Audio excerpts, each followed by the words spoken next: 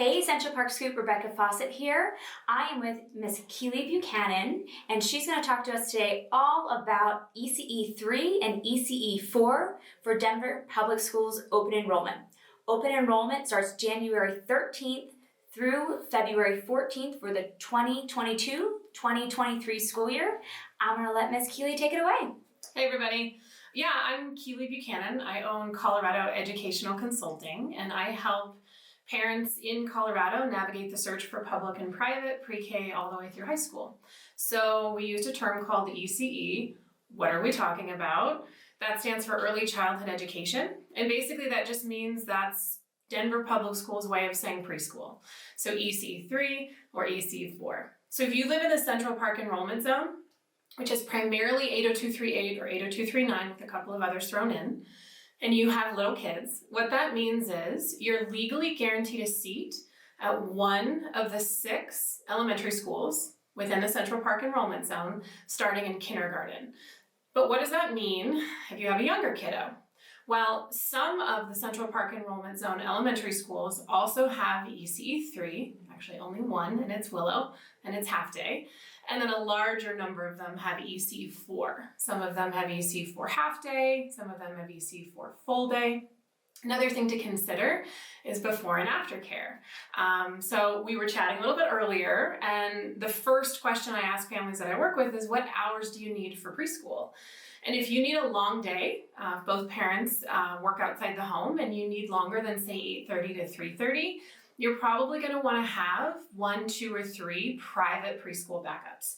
Private pre-K, you can get on the wait list years in advance. So that would really be the first step, is what private preschools are near home.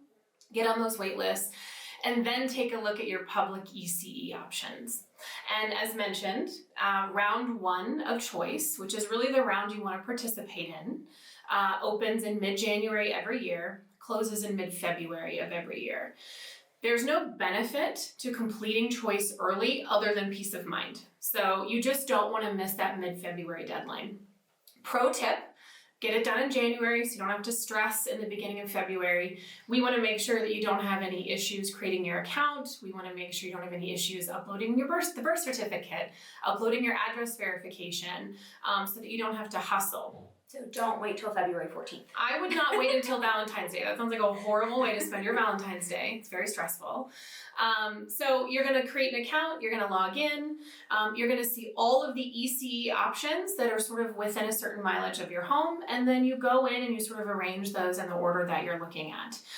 The biggest thing, though, to understand about ECE is just odds. It's all about supply and demand, and the odds are very low because there are a very small number of ECE seats. Again, especially ECE3. And so if you can't make a half-day program work, which is kind of like 4 hours, so it's really, really short, and Willow doesn't work for you depending on which side of I-70 you might be on, then again, private preschool is probably your best bet for ECE3 or for your 3-year-old program.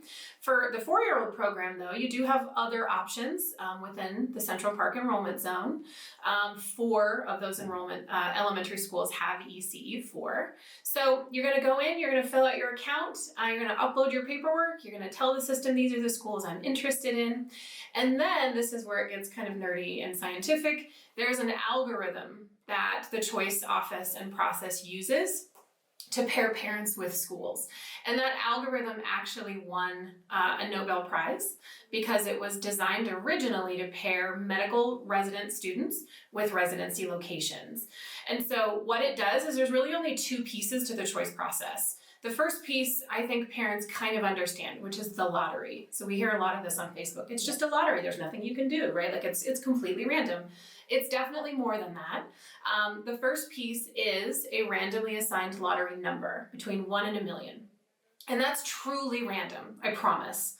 And you probably will never know your lottery number. That's a randomly assigned lottery number that your kiddo will get. Then, it doesn't stop there. Then, each school has what we call admission priority groups.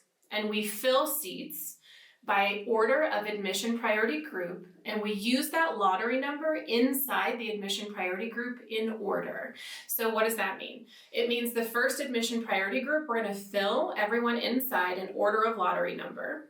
Then, if we have any seats left over, we'll go to the second admission priority group, and we will fill those seats in numerical order by lottery number. And again, if there are any seats left over, we'll go to the third admission priority group, fill that by lottery number, and on and on. There's a pretty standard set of admission priority groups for most elementary schools inside DPS, and Central Park is no different. So for the most part, you're looking at things like children of full-time employees of the school, children living in the Central Park Enrollment Zone with a sibling admitted at the school, children living inside the Central Park Enrollment Zone.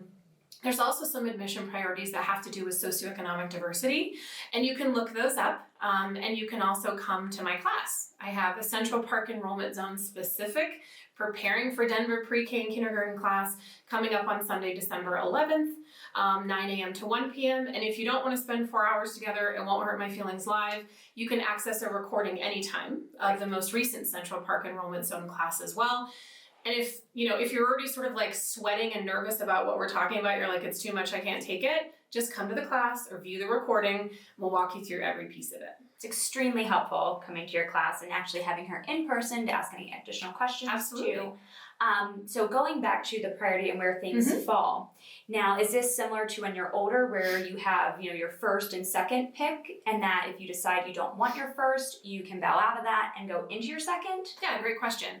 So you can list up to 12 schools regardless of what you're applying for. So the good news is all the deadlines I've talked about, most of the best practices apply whether you're applying to ECE3 or ECE4 or kinder or third grade, or you're moving into Central Park Enrollment Zone for middle school. All those deadlines are the same, and no matter what grade you're applying for, you can list up to 12 schools. Now, do I want you to list 12 schools for kindergarten? Absolutely not. That's way too many. That's pandemonium. We can't be touring 25 schools.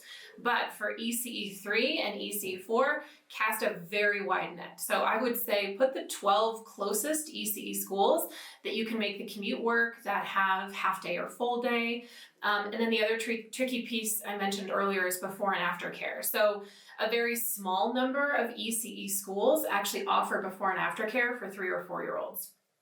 All of the schools in Central Park that offer ECE4 full day, except Swigert, offer before and after care for their 4-year-olds. So that's a huge benefit to living in Central Park. And just because we have to make things slightly more complicated, those processes are completely separate from each other. So just because you get into an ECE4 full day program doesn't mean you're actually going to get into the before and after care program. Those are different deadlines, different processes. But that's the good news, is that's another benefit of living inside Central Park. And is that Discovery Link? It is Discovery Link, yes. That all spread that buzzword out there. Absolutely. It used to be called Kaleidoscope. It's now called DPS Discovery Link. It's run by the district. All of the 6 elementary schools within the Central Park Enrollment Zone use Discovery Link for before and after care. Some of them don't start till you are 5 or in kinder, and then some of them again cover full day 4-year-olds. Perfect. I think we covered everything. We'll just kind of reiterate age. So if you're heading into ECE3, your child has to be 3 by October 1st of that school year. And for ECE4, they have to be 4 by October 1st of the school year. Correct. I think that covers it. And it does get a little tricky because it's 4 by October 1st, but school starts in August. So we're saying as long as they're 4 by October 1st, they can go to school starting in August of that year. Perfect, with ECE4, Correct. 24. Yeah. Keely's information is down below, as well as information on her upcoming class. Feel free to reach out or go ahead and sign up. Have a great day. Thanks.